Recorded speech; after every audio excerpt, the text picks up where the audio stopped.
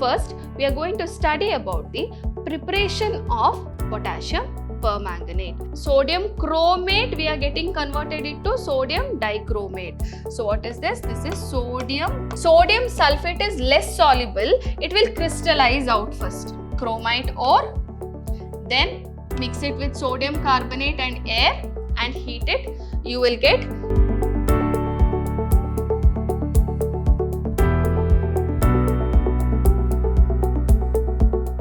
Hello my dear students, welcome back to session 5 on the chapter D and F block elements. Last class we learnt about the melting point and also about the oxides of the metal. Also we learnt about the standard electrode potential about the metals. Correct? So today we shall start with the most important topic of D and F block elements chapter, that is potassium permanganate. And first we are going to study about the preparation of potassium permanganate, and this is a very important question for your exam. It can be asked for 3 marks. One preparation is potassium dichromate, which is important, and the second preparation is about potassium permanganate. Usually out of these 2 questions, one question can be asked for your final exam. Okay, so we learn how potassium dichromate is prepared.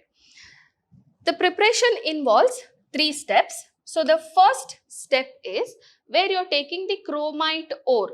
Chromite ore is FeCr2O4. We call it as chromite ore, which is fused or which is mixed with sodium carbonate. Na2CO3 is called as sodium carbonate in the presence of air to get sodium chromate. What is it? You are getting sodium chromate, and sodium chromate is extracted with water and filtered.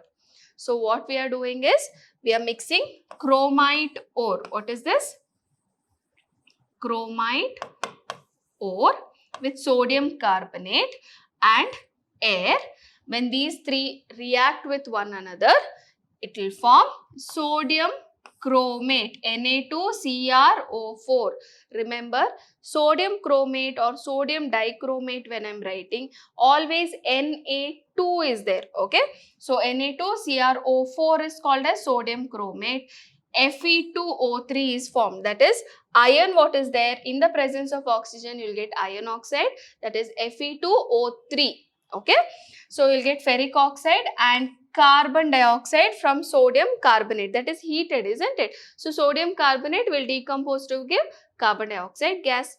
Now if you see the product side, carbon dioxide is a gas which will get escaped.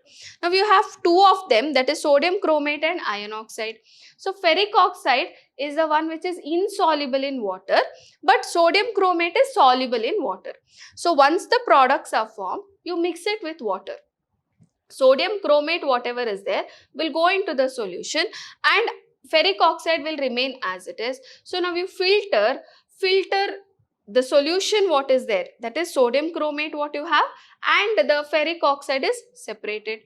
So now you have sodium chromate in water. Okay, that is in the aqueous solution.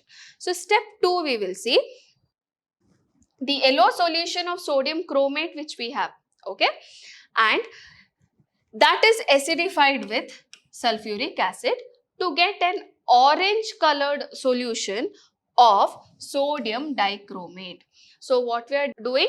Sodium chromate we are getting converted into sodium dichromate. So what is this? This is sodium chromate. Okay, Na2CrO4.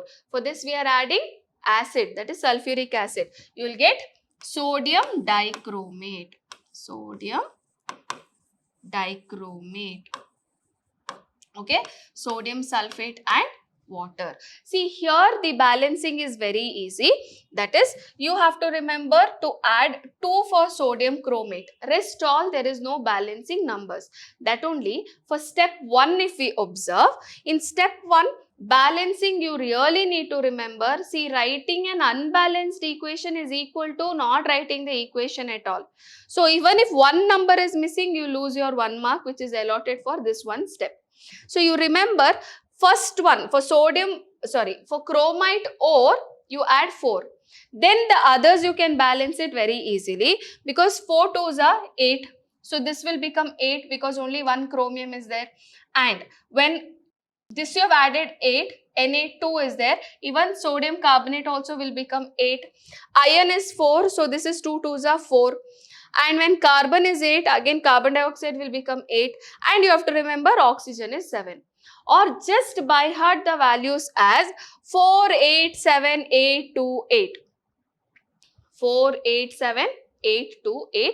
Provided you are writing the products also in the same order.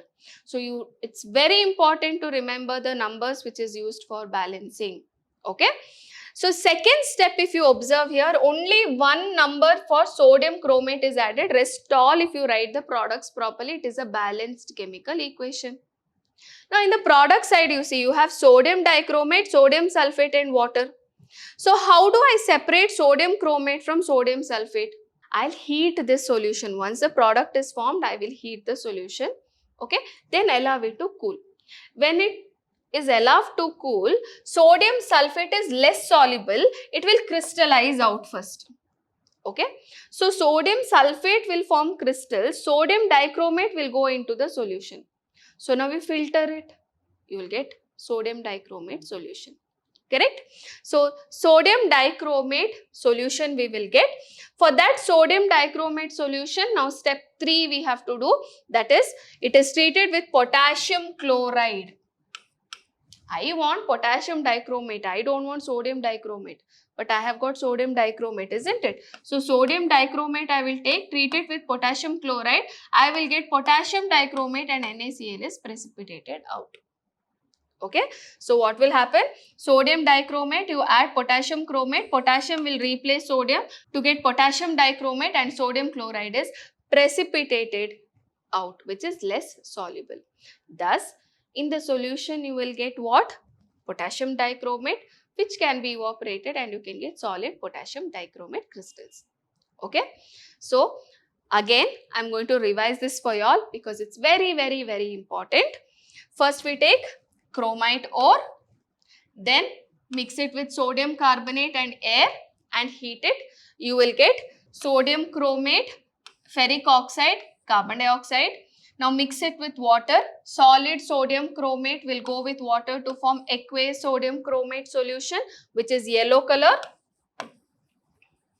Okay. Now for this you add acid. It can be H2SO4. You will get sodium dichromate solution and sodium sulfate. Now heat it and allow it to cool. Sodium sulfate will crystallize out. You will get an orange color solution of sodium dichromate. For that you add potassium chloride. You will get potassium dichromate solution, which can be evaporated. Water can be evaporated to get the crystals of potassium dichromate. So it is very easy, provided you learn to write the balanced chemical equation. So all of you all have to promise me that today you are going to sit and you are going to write all the 3 equations at least 2 or 3 times till you get it to write without looking into your books. Okay, so that's about the preparation of potassium dichromate. Next is physical and chemical properties of potassium dichromate. First we have color and melting point. We all have seen potassium dichromate crystals in the lab, which is orange color, and it melts at 669 Kelvin. Okay. Next is about the solubility. It is moderately soluble in cold water, but it is freely soluble in hot water. Next is action of heat. If we take potassium dichromate and heat it, we will get potassium chromate, chromic oxide and oxygen is evolved. Okay, so that is the action of heat on potassium dichromate. Next, we are going to study about action of alkali. So, if I take potassium dichromate, add an alkali, any strong alkali, it can be potassium hydroxide or sodium hydroxide, you will get potassium chromate. The color change, if you observe, this is orange color solution and or crystals, okay, but usually we do this test with solution. So, it's orange color solution which changes to yellow color. Okay, either you can write the equation in the molecular form or you can write in the ionic form like this. Chromate ion Cr2O7 minus, add OH minus ion, it becomes CrO4 2 minus, that is chromate ion. So dichromate to chromate and water is formed. Now for this chromate, potassium chromate, what is formed? Again add an acid, for example, then chromate you have which is yellow color, add acid to that, you will get potassium dichromate which is orange color. Okay, so if you take the two forms, that is the dichromate and the chromate form, you take dichromate form, that is orange color solution, add a base to that. Okay, I'll write it here for convenience. Dichromate Cr2O7 2 minus, which is orange color. Okay, add a base to that, OH minus, you can see here, add a base, you will get CrO4 2 minus, which is yellow color. Now for this one, add an acid, you will get dichromate. Okay, so when you add a base for dichromate, it will form chromate which is yellow color. Chromate, you add acid, you will get orange color of dichromate. Okay, so with the pH change, they will change with, change the color from one ionic form to the other ionic form. Okay, so that's about the color change or the action of alkali and acids. We can also see that the interconversion, orange red color to yellow color can happen, that is, or it can be at equilibrium at pH 4. Okay, both these things can be at equilibrium at what? At pH 4. Okay, so they are interconvertible from one form to the other. As I told you, dichromate to chromate, add an base, chromate to dichromate, add an acid. Okay, so that's about their action of alkali, and now we are going to study about their oxidizing property. Potassium dichromate is a very good or a very strong oxidizing agent. Okay, that is, in the presence of an acid, they can give away 3 nascent oxygen. That's why they are called as a very good oxidizing agent. We can see that in the equation here. Potassium dichromate in the presence of acid, it forms potassium sulfate, chromic sulfate, that is Cr2SO4 thrice, water, and it can give 3 nascent oxygen. 3 nascent oxygen it can give. Also, we can write in the ionic form, you can see here, dichromate in the presence of acid, 14H plus ion, it can accept 6 electrons to form Cr plus 3 state, and 7 H2O water molecules can be given. If you see its equivalent weight calculation, molecular weight by 6, that is because it can accept 6 electrons, it is 294 by 6, which gives 49 is the equivalent weight of potassium dichromate. First, we learn about some of the reactions where potassium dichromate is acting as a very good oxidizing agent. First, if you see, it liberates iodine from potassium iodide. You take potassium dichromate with 7 H2SO4. See, everywhere it is the same. Potassium dichromate with 7 molecules of H2SO4. When it is treated with potassium iodide, it forms potassium sulfate, chromic sulfate, that is Cr2SO4 thrice. Iodine is liberated and water is formed. Okay, so potassium iodide gets converted to iodine. Similarly, ferrous salt to ferric salt. Here you see potassium dichromate acidified. When it is treated with ferrous sulfate plus 2 state ion, okay, it forms potassium sulfate, chromic sulfate and ferric sulfate, that is in plus 3 state, and 7 molecules of water. Same way, it oxidizes H2S to sulfur. That is, you take H2S and treat it with acidified potassium dichromate, it will form potassium sulfate, chromic sulfate, water, and sulfur is precipitated. So H2S you will get sulfur precipitation. Then it oxidizes stannous salt to stannic salt. Here I have written in the ionic form. Okay. So dichromate with acid, it forms stannous, Sn plus 2 to Sn plus 4. Stannic form it will oxidize. Okay. So these are the most important oxidation reactions. There are few more that's not very important, or it is not asked previously in the board exams, but it is all important for your competitives. There are some more reactions which is important. Okay, but coming to the exam point of view, these are not important as the previous ones which I have told for the board exams, but of course it's very important for your competitive exams. You can see potassium dichromate can oxidize sulfides to sulfates or thiosulfates to sulfate and sulfur.